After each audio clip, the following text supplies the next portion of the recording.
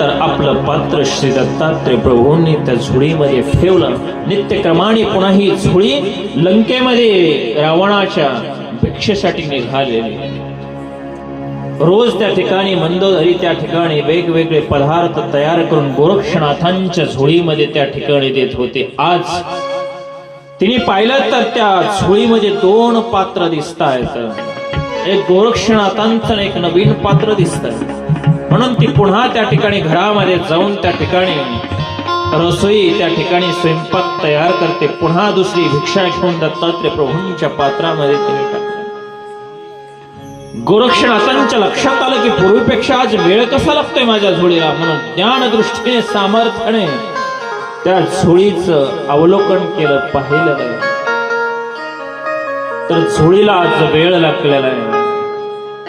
या जगामध्ये माझ्यापेक्षा सामर्थ्यवान कोणीतरी असू शकतो तेव्हाच माझी झोळी खरी उतरलेली. म्हणून पाहण्यासाठी गोरखनाथ मेरूवाळाला या माहूरला गेलेला आहे. आणि मग पाहिलं श्री दत्तात्रय प्रभूंपास. शांत बसा सर्वांना. दत्तात्रय प्रभूंना सांगितलं तुम्ही माझी झोळी उतरली ना, आपण सामर्थ्याने खेळूया. श्री दत्तात्रय प्रभूंनीच सांगितलं ठीक आहे, पण तुम्ही जर हरलात तर सांगितलं मी तुमचा शिष्य होईल, आणि तुम्ही जर हरले तर दत्तात्रय प्रभूंनी सांगितलं बाबा मी तुझा शिष्य होईल. दोघांचं ठरलेलं आहे.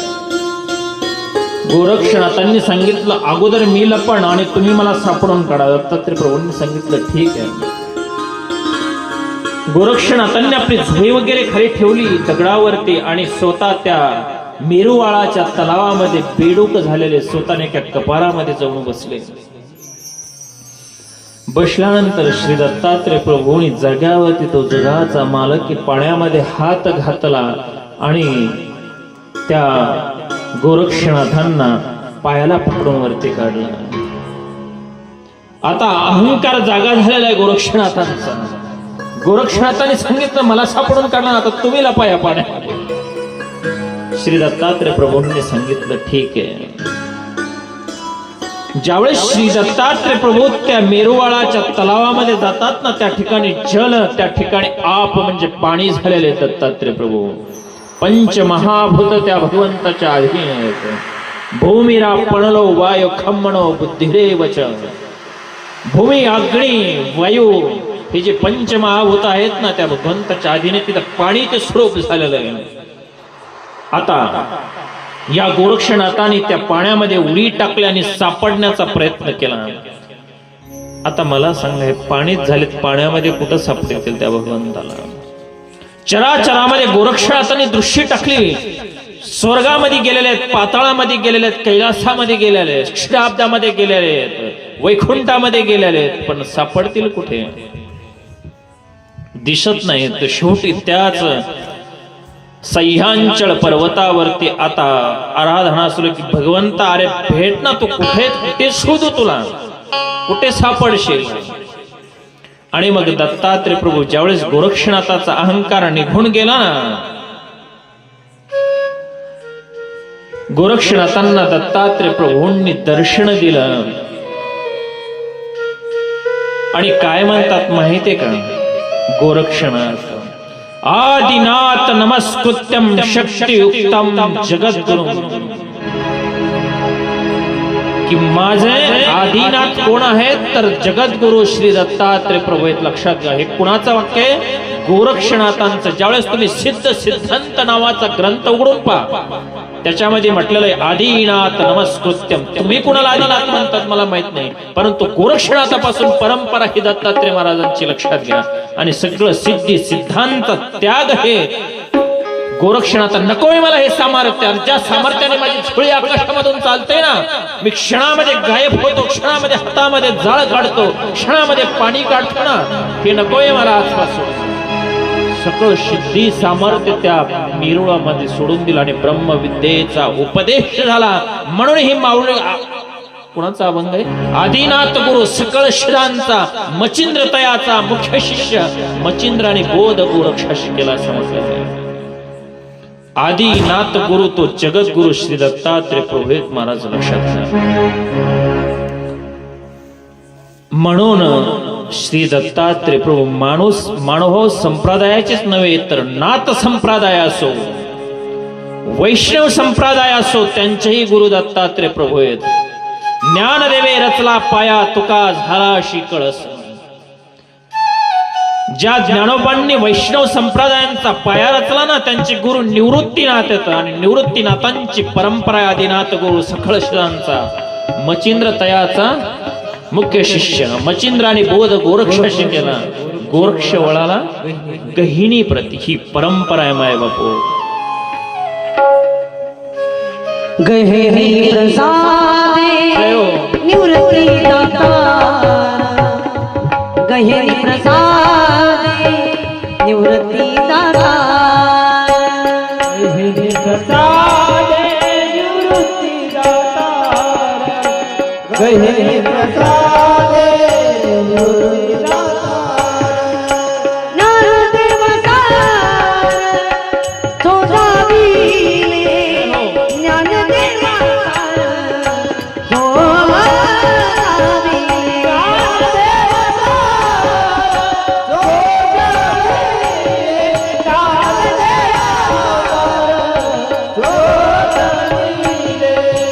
मचिंद्राने बोधन गोरक्षाशी केला, मचिंद्राने बोधन गोरक्षाशी केला, मचिंद्राने बोधन गोरक्षाशी केला, गोरक्ष वळाला गहिनी प्रती.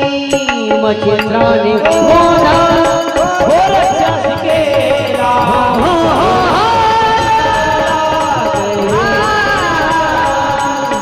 मचिंद्राने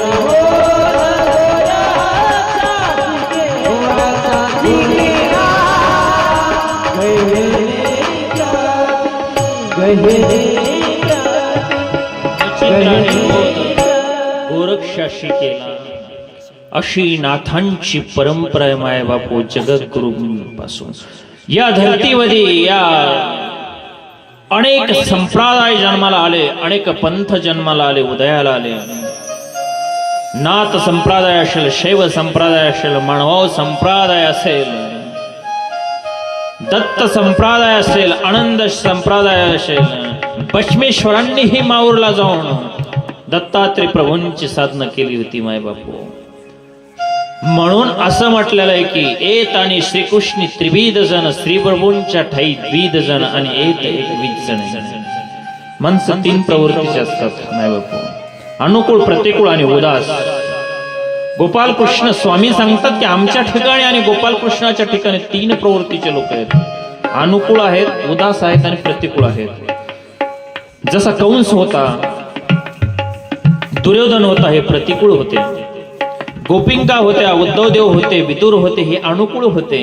आणि उदास म्हणजे घेणं ना देणं, काहीच घेणं देणं नसतं. आपल्या साप्त्यातही तसेच असतात, काही धाऊ धाऊ पळत असतात, त्यांना अनुकूल म्हणायचं. आणि काही प्रतिकूळ असतात, चपता बंद पडला पाहिजे, हे प्रतिकूळ. समजून सांगतो का तुम्ही म्हणतात बाबा आमच्या नंतर. आणि काही उदास, देणं रे घेणं, करा बी नाही आणि नका बी नाही, ते उदास. असे तीन प्रवृत्तीचे लोक असतात. म्हणून स्वामी म्हणतात येत आणि श्रीकृष्ण त्रिविध जण म्हणजे तीन जण होते. श्री प्रभूंच्या ठाई द्विध म्हणजे दोनच लोक होते. कोण? अनुकूळ आणि उदास. प्रतिकूळ कोणीही नव्हतं गोविंद प्रभू बाबाविषयी. पण एकमेव असा श्री दत्तात्रय प्रभूंचा अवतार आहे, तिथं फक्त आणि फक्त अनुकूळच माणूस जाऊ शकतो, प्रतिकूळ माणूस जाऊ शकत नाही दत्तात्रय प्रभूंपाशी. लक्षात घ्या. म्हणून ते अमोघ दर्शन म्हटलेलं, त्यांचं दर्शन होत नाही. लक्षात घ्या. असा श्री दत्तात्रय प्रभूंचा अवतार गोरक्षनाथांना श्री दत्तात्रय प्रभूंनी दर्शन दिलं. आणि गोरक्षनाथांनी सांगितलं की मी माझ्यासोबत तुम्ही चला. कुठे? कोल्हापूरला. तिथं भार्गव वंशी एक कन्या आहे, माझी शिकीन आहे, तिच्यासाठी एक वेळेस चला माझ्यासोबत. दत्तात्रय प्रभू गोरक्षनाथांसोबत कोल्हापूरला जातात. भार्गव ऋषीच्या कन्येच्या घरी त्या ठिकाणी भिक्षासाठी जातात. भिक्षाला गेल्यानंतर ती दत्तात्रय प्रभूंना साष्टांग दंडवत करते की भगवंता, की तू कृपा केलीस माझ्यावर, तू माझ्या घरी भिक्षासाठी आलास. घरामध्ये नेलं, षोडशोपचारी त्या भगवंताचे पूजन केलं आणि सांगितलं की भगवंता जोपर्यंत तू आहेस ना तोपर्यंत या ठिकाणी भिक्षासाठी अवतार उदंड होती सवेची मागुते विलया जाती तैशे नवे श्री दत्तमूर्ती नाश काल्पांत्याशिना. हे अवतार होतात आणि निघून जातात, परंतु दत्तमूर्ती तशी नाहीये माय बापू. ती आजही त्या काशीला स्नान करते. कोल्हापूरला त्या भार्गव ऋषीच्या कन्याच्या इथं आज भिक्षासाठी जाते. आत्म ऋषीच्या विनंतीला मान देऊन पंचाळीश्वरला भोजन करतात आणि देवल ऋषीच्या विनंतीला मान देऊन माहूरला निद्रेसाठी जातात. म्हणून आजही त्या ठिकाणी देव देवेश्वरी देवलाचा गर्वहरण केला. आता माझ्याकडे वेळ नाहीये. देवल ऋषी होते, देवलाचा गर्वहरण झाला. लिंग आकाशाला चाललं होतं, त्याचा गर्व गळून पडला आणि ते लिंग हाताने श्री दत्तात्रय प्रभूने भूमीमध्ये दाबलं. सांगितलं भगवंता तुझी आठवण म्हणून एवढं तरी ते पिंड राहू दे ना. दत्तात्रय प्रभूंनी सांगितलं तथास्तु, तुझ्यासाठी तेवढं ठेवतो. जे कोणी माहूरला गेलेत ना तिथं आजही पिंड शंकराचं 3.5 हात आणि ती आठवण म्हणून देवल ऋषीची त्या ठिकाणी माहूरला आजही ते पिंड आहे, ते नमस्कारी आहे. म्हणून देवानी देवाचा गर्वहरण केला म्हणून त्याला देव देवेश्वरी असं म्हणतात माहूरला. आणि म्हणून दत्तात्रय प्रभू माझा देवालाने सांगितलं की इथं माझ्यासाठी वास करत जाणं, म्हणून तिथं निद्रेसाठी जातात. आलीनाख्यायिका लक्षात, काशीला स्नान, कोल्हापुरी भिक्षा, पंचाळीश्वर भोजन आणि माहूरला निद्रेसाठी जातात. असा श्री दत्तात्रय प्रभूंचा क्रम आहे. मग आजही दत्तात्रय प्रभू भिक्षेसाठी येतात. श्री दत्तात्रय प्रभूंचं दर्शन होत नाही का माय बापू? होत नाही का? आजही श्री दत्तात्रय प्रभूंचं दर्शन होऊ शकतं, परंतु आपल्या ममतेमुळं अहंकारामुळं आम्हाला श्री दत्तात्रय प्रभूंचं दर्शन होत नाही. त्याचं कारण मी सांगतो माय बापू तुम्हाला. आपली जी अधमती अधगती आदरती आहे ना, त्या अहंतेमुळे ममतेमुळे एक स्वामींचं 5 मिनिटांमध्ये चरित्र घेऊ आणि आपल्या कथेचा वेळ झालेला आहे. आपली कथा समाप्तीकडे नेऊया. याच कलियुगामध्ये याच ठिकाणी देवगिरीजवळ स्वामींचं वास्तव्य असताना या पैठण नगरीमध्ये या परिसरामध्ये डकले आणि चांगदेव भट्ट आपल्या परिसरातले तुमच्या गावाच्या 2 भक्त असतात.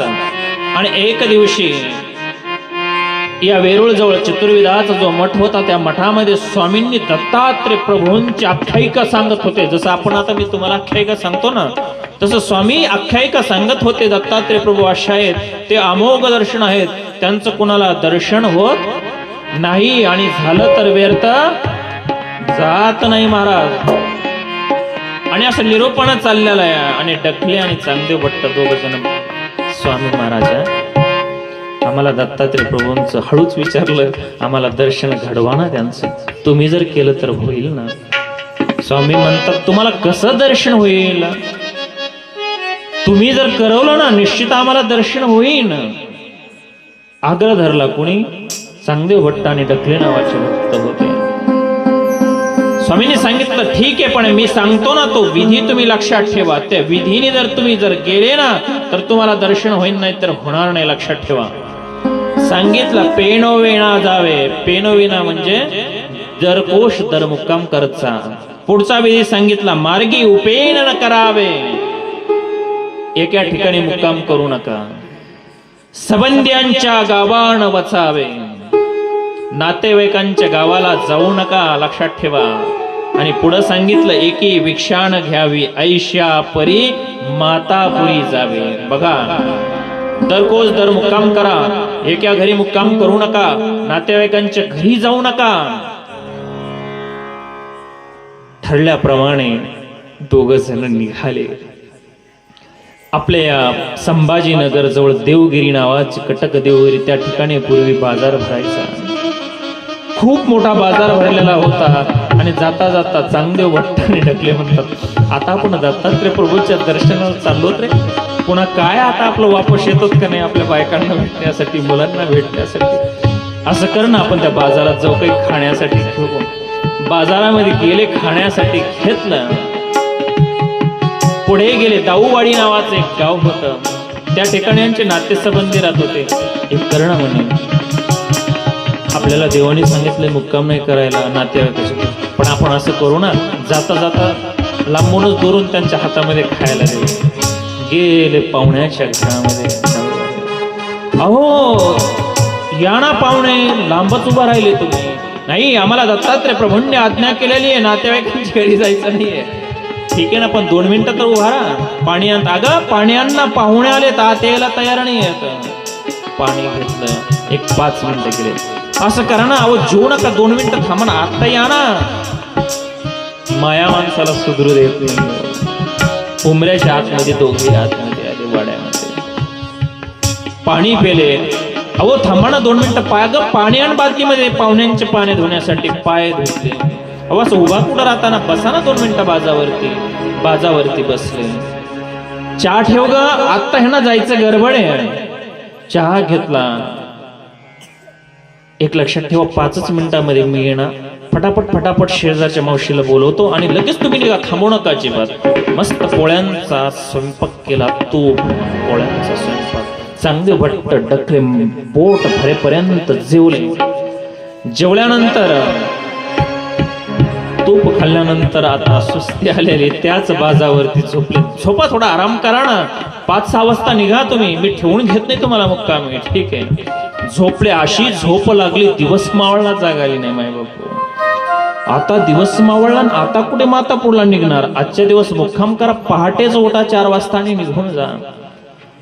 संगदेव भट्टाने डखले. एका घरची भिक्षा मागायला नव्हती सांगितली, एका गावात मुक्काम करायला नव्हता सांगितला, नातेवाईकांच्या घरी जायला नव्हतं सांगितलं. तेच ह्या बादरांनी दोघांनी केलं. मस्तपैकी संध्याकाळी झोपले, सकाळी उठले आणि मग चांगदेव भट्टाने डखले निघाले. ते म्हणे आपल्या बापाने देव ठेवलाय काय?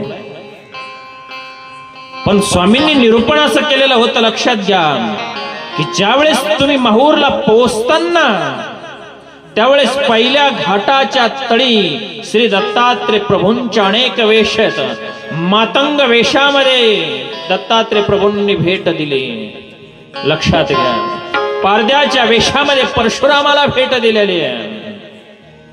व्याघ्र वेशामध्ये चक्रपाणी महाराजांना दर्शन दिलेलं आहे. आणि आता ह्याच भक्तांना गोंधळ्यांच्या वेशामध्ये भेट देणार आहेत. पुढे सांगतायत दत्तात्रय प्रभू, घाटास्थळी संन्याशाच्या वेशामध्ये दत्तात्रय प्रभू भेटतील आणि ते म्हणतील कुठे चालला? तुम्ही म्हणता आम्ही दत्तात्रय प्रभूंच्या दर्शनाला चाललो, पण ते दत्तात्रय प्रभू नसतील. पुन्हा दुसरा एक घाट लागल तुम्हाला मेरुवळापाशी. त्या घाटातळी ब्राह्मणाच्या वेशामध्ये श्री दत्तात्रय प्रभू असतील आणि ते म्हणतील कुठे चालला? तुम्ही म्हणता आम्ही दत्तात्रय प्रभूंच्या दर्शनाला आम्ही चाललो, पण तेही श्री दत्तात्रय प्रभू नसतील. मग तिसऱ्या पाळीला म्हणजे मेरुवाळाच्या पाळीला त्या ठिकाणी रेणुकेचं इकडं मंदिर असेल, इकडं तलाव असेल आणि त्या तलावाजवळ काय चाललेलं आहे? श्री दत्तात्रय प्रभू म्हणतात की ते निळीची अंगे, निळीची टोपरे, गवड्यांचे आभारण गळ्यामध्ये धारण केलेले असन आणि संबळ गळ्यामध्ये, आणि त्या ठिकाणी वाद्य चाललेलं आहे संबळ त्या ठिकाणी.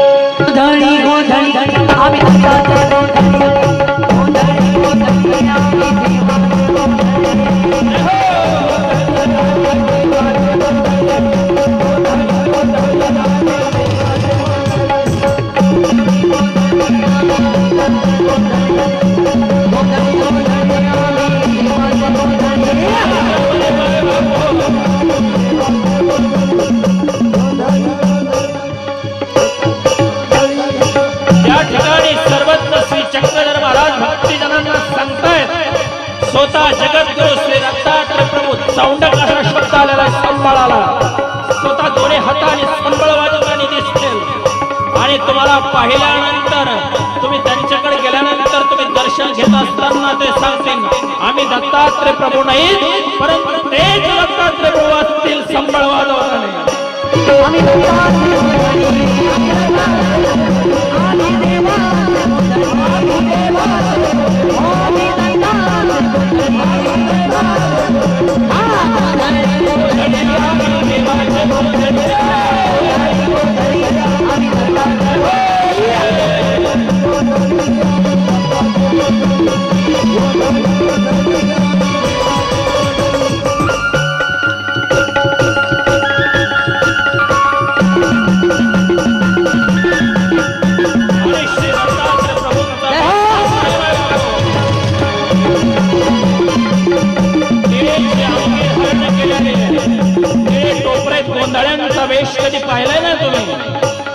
कवड्यांच्या माळा आहेत गळ्यामध्ये निळीची अंगी आहे, डोक्यामध्ये टोपी आहे आणि कमरेला बांधलेला ते चौंडक म्हणजे संबळ.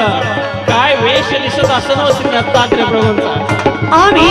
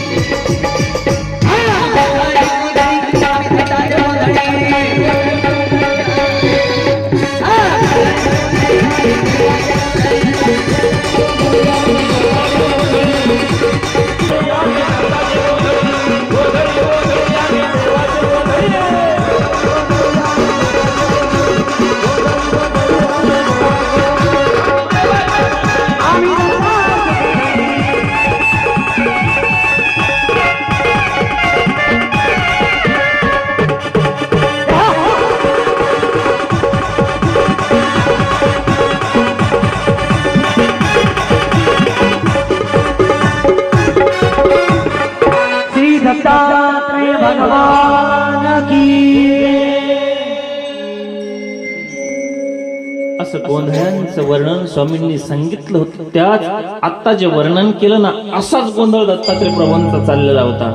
परंतु माय बापू यांनी चुकी केली. पुढं ममता प्रपंच सगळंच सोडून जावं लागतं. ज्यावेळेस तुम्ही पंचाळेश्वरला येतात ना, सगळं विसरून यावं लागतं. आम्ही तर सगळंच घेण्यासाठी पंचाळेश्वरला येत असतो. देव म्हणतात सोडून ये, आणि आम्ही मागण्यासाठी येत असतो. मला मुलं होऊ दे, मुलीला मुलगा होऊ दे, मुलीचा मुलगा होऊ दे, कापस होऊ दे, पैसा होऊ दे, धन भेटू दे, माझी डबल मजली होऊ दे, त्याची कमी होऊ दे. काय काय काय नको ते तुम्ही मागता. देव म्हणतात हे होईन रे तुला, परंतु मी जर पाहिजे असेल नाही, सगळं सोडून ये, सगळं सोडून ये. म्हणून त्या भगवंताकडं सगळं सोडून जावं लागतं. मायबाप हो, सगळं सोडून जावं लागतं. ज्यावेळेस तुम्ही जाताना सुंदर असा त्या ठिकाणी उपार करत जा पंचाळेश्वरला.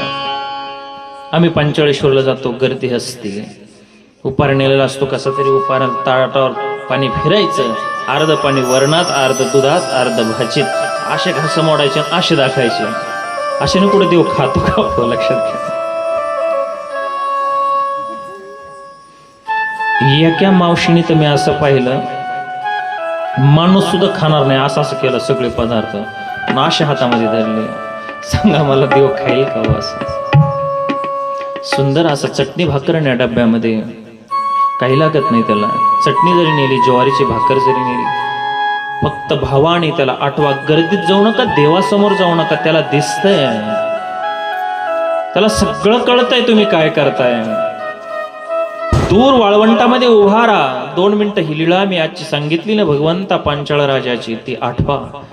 तू रोज या ठिकाणी येतोस ना, माझाही स्वीकार कर ना. आमच्या पांचाळेश्वर मध्ये एक मानव संप्रदायामध्ये एक आख्यायिका सांगतात.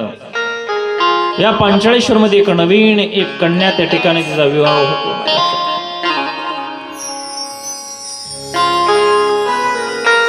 ती सासू रोज त्या ठिकाणी उपहार घेऊन जायची. आता हिचं नवीन लग्न झालं, अन्य घरातून मानव संप्रदायामध्ये आली.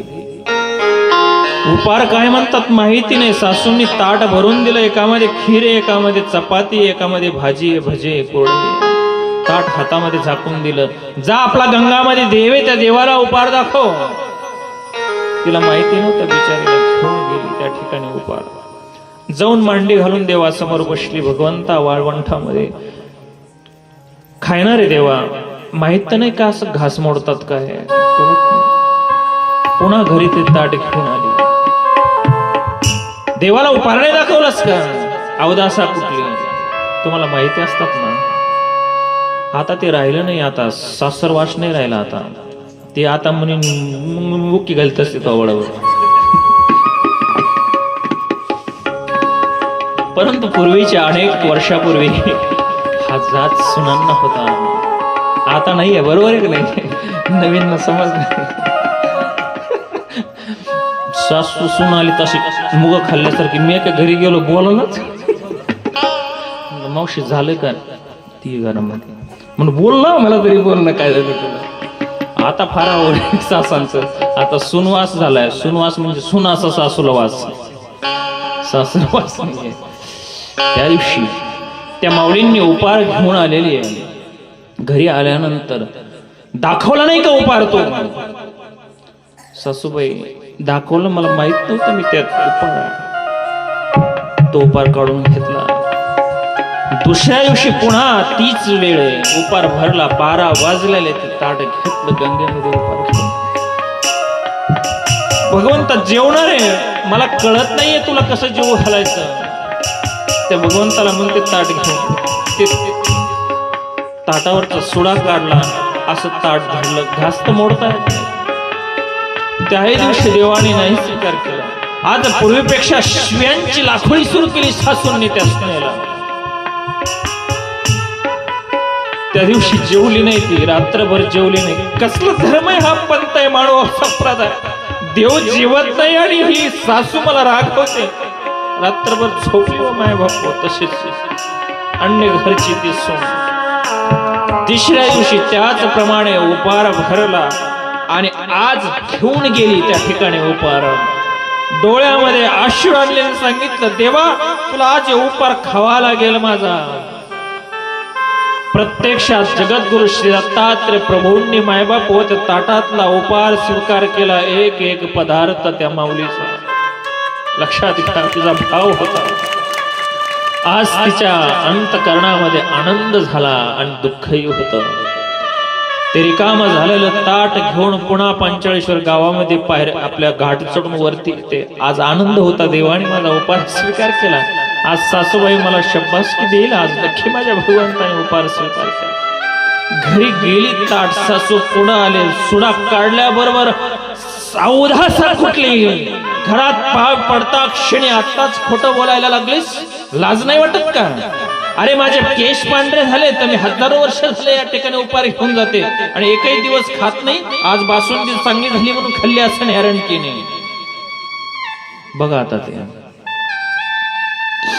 खात नव्हता म्हणून शिव्या होत्या. आज त्या देवाने खाल्लं म्हणून शिवाय लक्षात घ्या.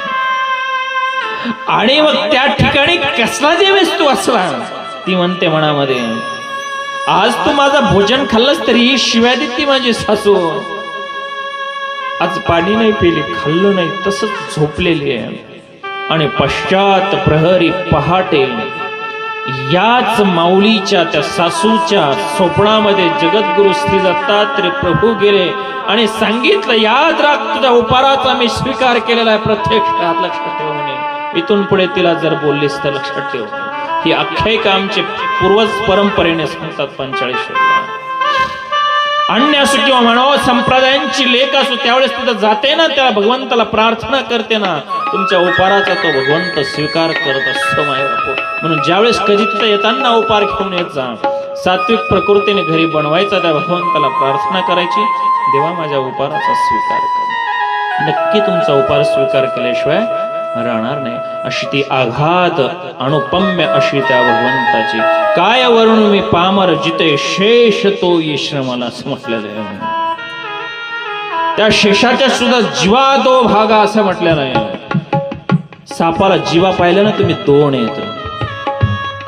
शेष वर्णन करताना जीवा दो जागा असं म्हटलेलं आहे की त्याच्या जिव्हा म्हणजे जिव्हा सुद्धा दोन झालेल्या आहेत. त्याचं वर्णन नाही करू शकत आपण, नाही करू शकत.